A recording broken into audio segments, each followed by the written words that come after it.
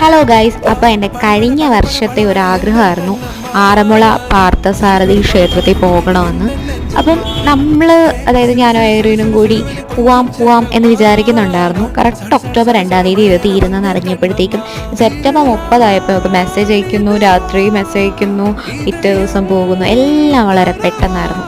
അപ്പോൾ എൻ്റെ അമ്മയൊക്കെ പറഞ്ഞത് അത് 10 മണിയാകുമ്പോൾ ചെല്ലണം, കുറേ ക്യൂ നിൽക്കണം, എന്നാലേ അവിടുത്തെ വഴിപാടായിട്ടുള്ള സദ്യ കിട്ടത്തുള്ളൂ, പള്ളിയോടെ സദ്യ കിട്ടത്തുള്ളൂ എന്നൊക്കെയാണ്.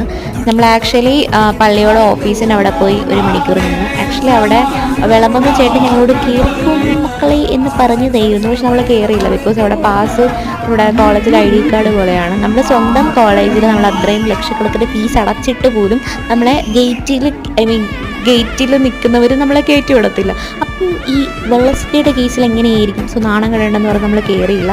എന്നിട്ട് പിന്നെ നമ്മൾ അമ്പലത്തിൻ്റെ അവിടെ നിന്ന് ക്യൂ നിന്നു. നിങ്ങൾക്ക് സദ്യ കിട്ടുമോ ഇല്ലയോ എന്ന് ഗസ്റ്റ് ചെയ്യുക.